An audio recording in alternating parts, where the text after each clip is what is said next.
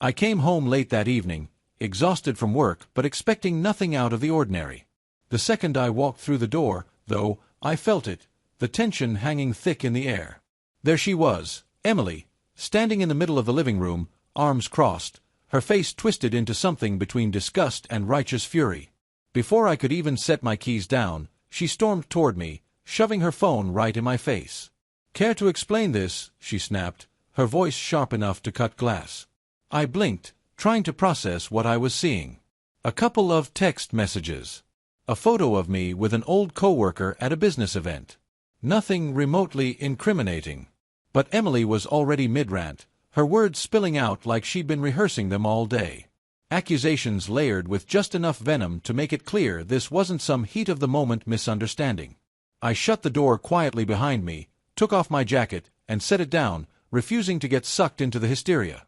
I wasn't about to fuel her fire with a shouting match over, well, nothing. But that only seemed to piss her off more. She waved the phone around like it was Exhibit A in some courtroom drama, her voice rising, the words tumbling out faster and faster. "What exactly are you accusing me of?" I asked, my tone flat, unbothered. She ignored that. Just plowed ahead, ranting about how she couldn't live a lie anymore, how everything made sense now, like she'd uncovered some grand conspiracy. It was surreal. A performance, almost. Like she was reading from a script. That's when it hit me, this wasn't about me. Not really. This wasn't some spur-of-the-moment explosion of jealousy. No, Emily had come prepared. This was a setup. I kept my face neutral, refusing to give her the satisfaction of a reaction. "What do you want, Emily?" She froze for just a second. Like she hadn't expected me to be so calm. Then she narrowed her eyes, her voice dripping with fake conviction. "I want you to leave. We need time apart. You need time to think." The words were too precise, too rehearsed. That's when I knew, this wasn't about some imaginary affair. This was something else entirely. I took a deep breath, my expression unreadable. "I'm not going anywhere." And there it was, a flicker of real frustration in her eyes.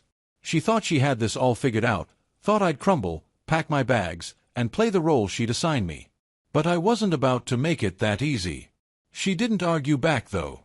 Instead, she started pacing, pressing her fingers to her temples like she was suddenly overwhelmed with emotional turmoil. But I saw through it, the quick, darting glances she threw my way, checking to see if her act was working. It wasn't. Then I noticed it, a stack of papers partially hidden under her purse on the kitchen counter. Something about the way she'd positioned them, almost like she'd forgotten to cover them properly, made me curious. I stepped toward the counter, and that's when she moved. Quick. Too quick. She snatched the papers up, clutching them to her chest, her face shifting from anger to something else, panic. Bingo. I didn't say anything. I didn't need to. Her body language screamed louder than any of her accusations. She wasn't trying to catch me cheating. She was hiding something.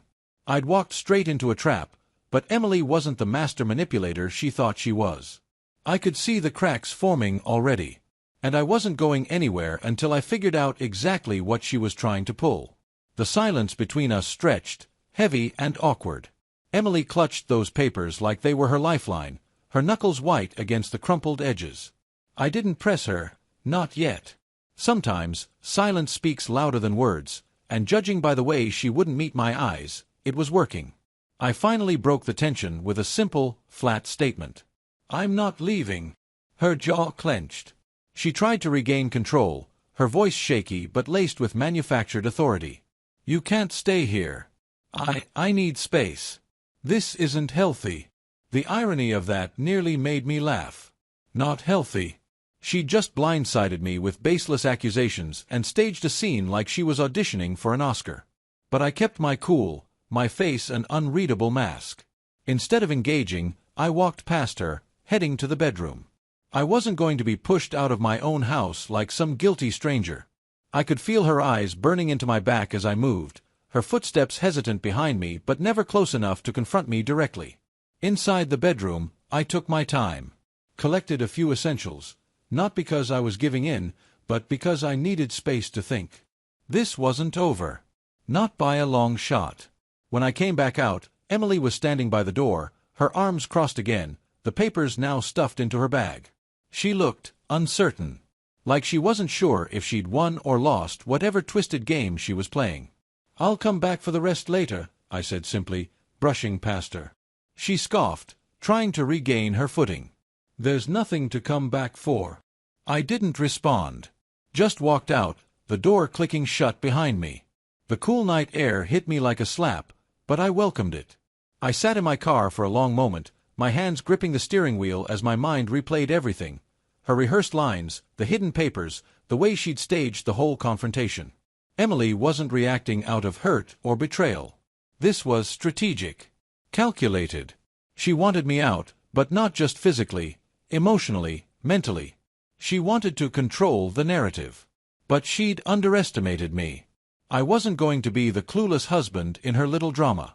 If she thought I was going to walk away quietly, she was dead wrong. The next morning, I woke up in a small apartment a buddy had let me crash at. I barely slept, my mind racing with questions. But I wasn't going to sit around feeling sorry for myself. No. I needed answers. I went back to the house. Legally, I still had every right to be there. Some of my important documents were inside, and I wasn't about to let Emily treat me like I'd disappeared into thin air. When I rang the doorbell, she answered almost immediately. No hesitation. No surprise. She even smiled. That told me everything I needed to know. She'd been waiting for me, expecting this. Her performance wasn't over. I stepped inside, letting my eyes scan the room. The furniture was different, rearranged. The rug rolled up and shoved against the wall. Empty boxes stacked near the kitchen. "Spring cleaning?" I asked, my tone flat.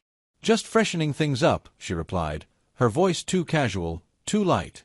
She was trying to act like everything was normal, like the previous night's drama had never happened. But her eyes betrayed her. Sharp, calculating, always watching to see how I'd react. I didn't give her the satisfaction. "I need my banking documents," I said, straight to the point. Without missing a beat, she walked to the closet and pulled out a folder, like she'd been expecting me to ask for it. That struck me as odd. Emily never cared about my paperwork. Yet here she was, handing it over like it had been prepped and ready. I flipped through the folder briefly, pretending to check the contents, though my focus was on her reactions.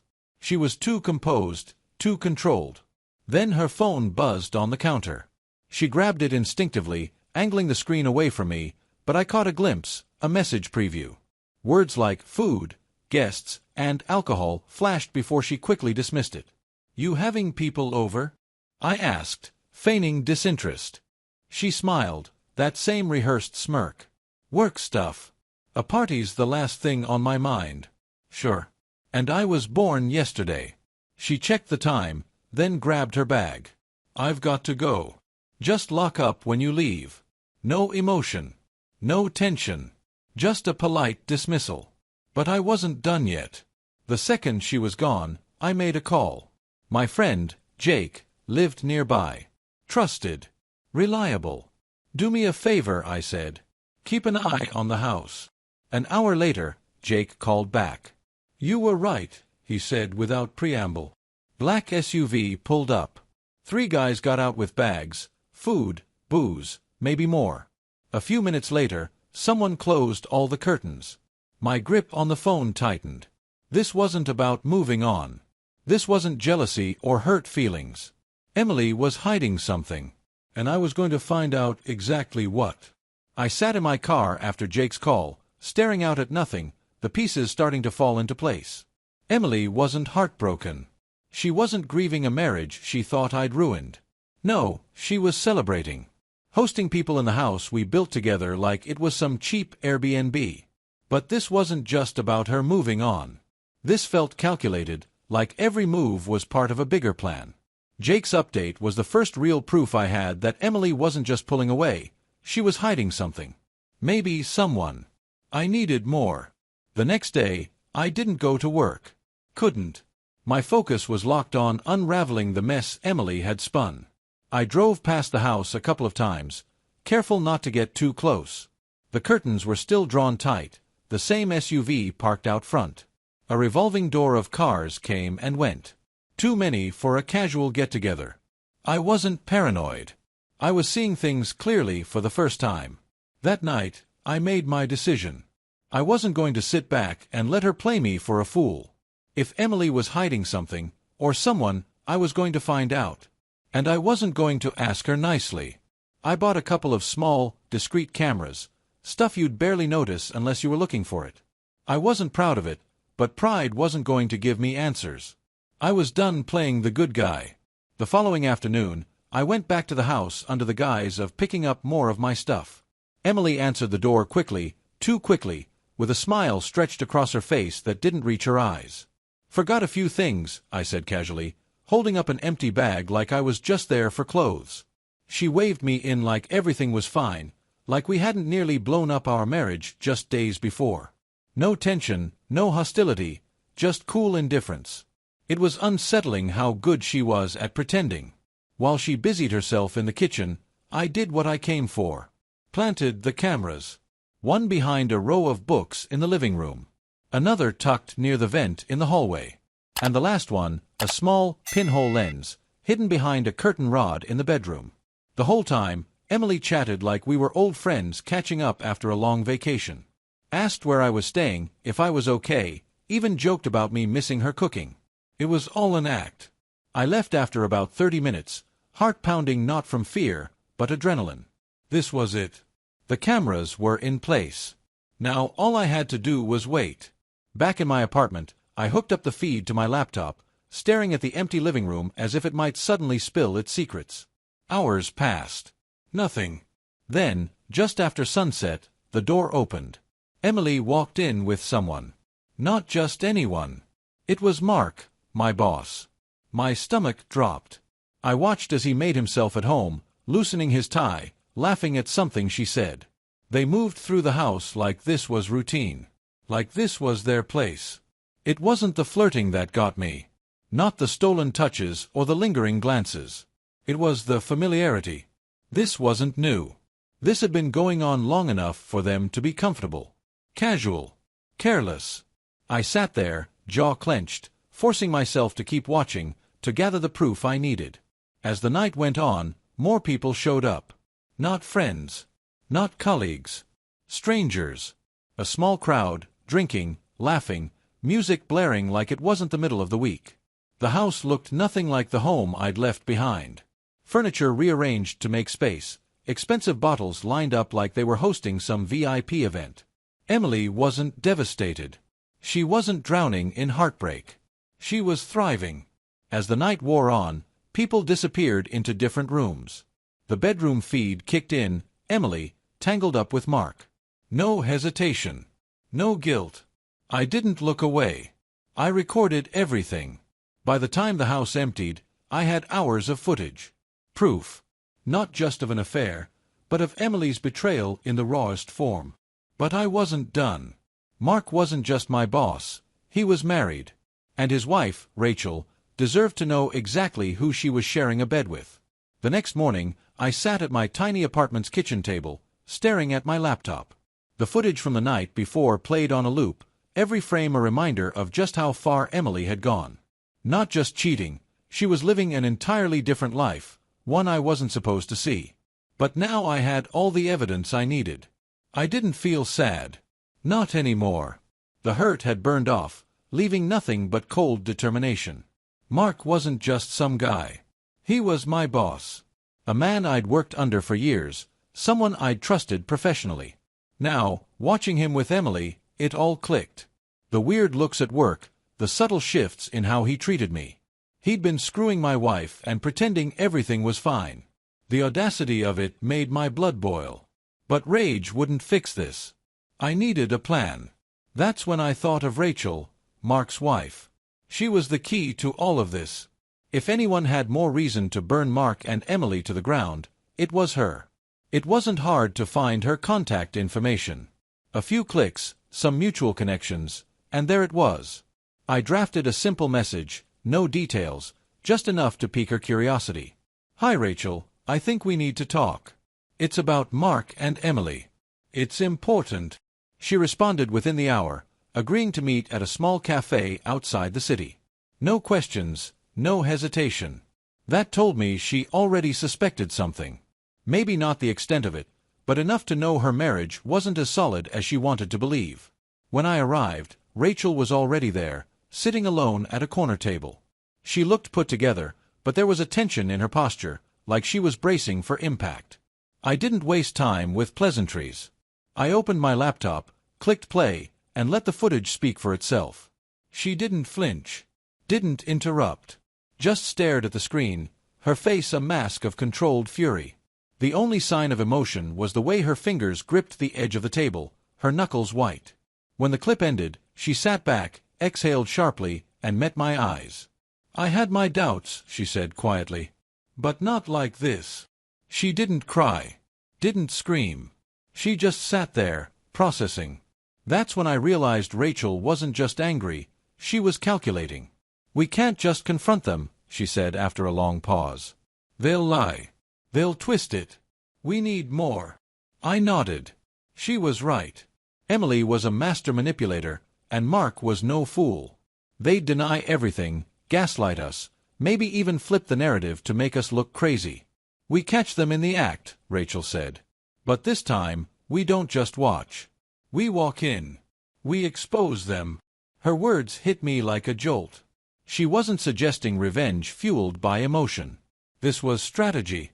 We spent the next hour planning. Every detail. Every possibility. The next party, we'd be ready. No more secrets. No more hiding. It was time to burn it all down. The plan was simple, at least on paper. Rachel and I would wait for the next party. The next night Emily and Mark thought they could live their double lives without consequence. But this time, we wouldn't be watching from the shadows. We'd be front and center. It didn't take long. Just a few days later, Emily's social media lit up with subtle hints. A girls' night post, a tagged location near our old house, cryptic captions about fun times ahead. It was practically an open invitation. She wanted me to see it. She wanted me to know she was thriving without me. Perfect. Rachel and I met that afternoon, just a few hours before the party was supposed to start. We parked a couple of blocks away, our cars hidden from view. The tension was thick, unspoken.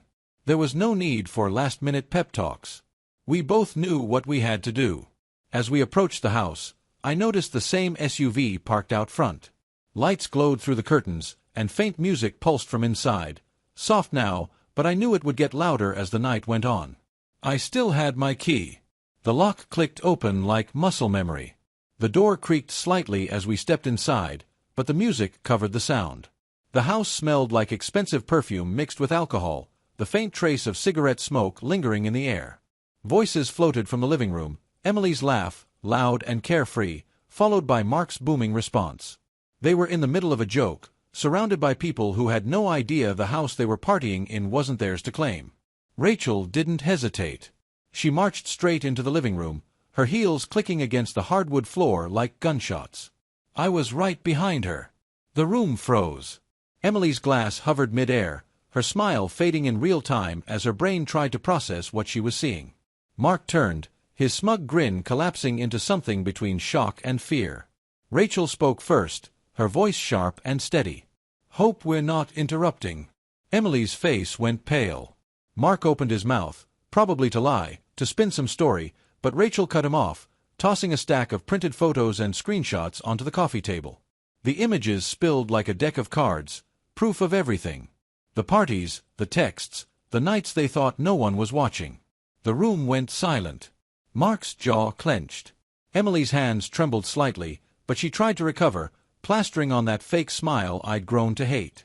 "This isn't what it looks like," she stammered. Rachel laughed. A cold, humorless sound. "Oh, it's exactly what it looks like." I didn't say much. I didn't need to. My presence alone was enough to shatter the illusion Emily had built. She wasn't the victim anymore. She wasn't in control. Mark tried to step forward, his face darkening with anger. But Rachel didn't flinch. "Sit down," she snapped, her voice like ice. And he did. The guests, friends, co-workers, people who had probably been fed lies about us, sat frozen, unsure whether to leave or stay. But no one moved. They were trapped in the spectacle, witnesses to the unraveling. Emily finally broke the silence. "What do you want?" she hissed, her mask slipping, her voice dripping with venom. Rachel leaned in, her smile razor-sharp. "Nothing. We've already got everything we need." She turned on her heel, walking out without looking back. I followed, the weight of the moment settling in as we stepped into the cool night air. No shouting. No screaming. Just cold, undeniable truth left behind like a wrecking ball through their perfect little world. As we reached the car, Rachel exhaled sharply, her hands trembling slightly now that the adrenaline was fading. "That felt good," she muttered, almost to herself. I nodded, staring at the house one last time. They deserved it. But it wasn't over. Not yet. The dust didn't settle immediately. In fact, it didn't settle at all. The aftermath of that night was like watching a slow-motion car crash, except I wasn't in the wreckage this time. I was standing on the sidewalk, watching Emily and Mark's lives implode under the weight of their own lies. The next morning, my phone buzzed with a flurry of messages. Emily had tried calling me multiple times, her texts swinging wildly from furious to pathetic. One moment she was hurling insults, the next she was begging to talk. I didn't respond. I had nothing left to say. At work, Mark's seat was conspicuously empty. Rumors spread like wildfire. It didn't take long for HR to get involved. Apparently, mixing business with pleasure wasn't exactly in line with the company's code of conduct, especially when it involved questionable financial dealings, which Rachel and I had uncovered along the way. Turns out, Mark had been doing more than just sleeping with my wife. He'd been dipping into company funds to finance their little parties. Poetic justice. Rachel didn't waste any time, either. She filed for divorce the very next day. Efficient, cold, and precise, just like her. She wasn't in it for drama. She was in it to win. And she did. The house, the cars, the accounts. She took Mark for everything he was worth. Watching him unravel was almost satisfying. Almost. Emily, on the other hand, wasn't handling things so gracefully. She showed up at my apartment one evening, pounding on the door like a woman possessed. I didn't answer. Just stood there in the dark, listening to her rage spill out in muffled screams through the door. She shouted about how I'd ruined her life, how I was the reason everything fell apart. Funny. She never once considered that maybe she'd done that all on her own. Eventually, she gave up, her footsteps echoing down the hallway until I heard the faint slam of the exit door. I waited a few more minutes before I moved, letting the silence sink in like the final nail in the coffin. The divorce was swift. I had enough evidence to make sure of that. There were no drawn-out court battles, no custody fights over belongings. Just paperwork, signatures, and the cold, sterile stamp of finality. When it was done, I walked out of that courthouse feeling lighter than I had in years. The weight of betrayal, lies, and manipulation had been replaced by something unexpected: freedom. I moved out of that temporary apartment, found a new place across town. No memories clinging to the walls. No ghosts lurking in the corners. Just a blank slate. Rachel and I kept in touch for a while, bonded by the chaos we'd survived. We weren't friends, not really. More like veterans of the same war, sharing silent nods of recognition whenever our paths crossed. Eventually, even that faded, as it should have. Months passed. I rebuilt. I focused on work, on hobbies I'd forgotten I loved, on living a life that was mine and mine alone. The scars remained, sure, but they didn't hurt anymore. They were just reminders, proof that I'd been through hell and walked out the other side. One day, I found an old photo tucked in the back of a drawer. Emily and me, smiling like we had it all figured out. I stared at it for a long moment, not with sadness or regret, but with a strange sense of clarity. Then I tore it in half and threw it away. Because the truth is, betrayal doesn't define you. What you do after it does. And me. I survived. I thrived. And I never looked back. Thank you for visited my YouTube channel. Your support, likes, and comments truly inspire me to create even more engaging content. If you enjoyed this video, don't forget to subscribe and hit the notification bell so you never miss an update. You're a part of this amazing community, and I'm thrilled to share my stories with you. See you in the next video on YouTube.